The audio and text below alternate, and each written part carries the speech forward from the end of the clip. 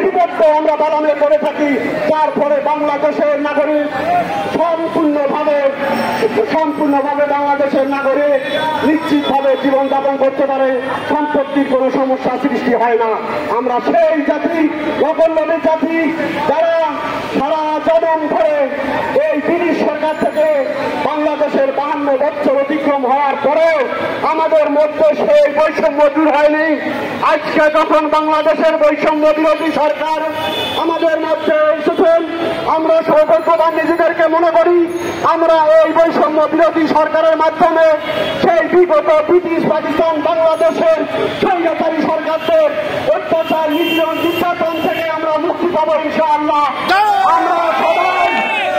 আমরা একত্রভাবে এই দাবি সরকারিকরণে, আমাদের সরকারিকরণের সম্পূর্ণরূপে যৌক্তিকতা আছে।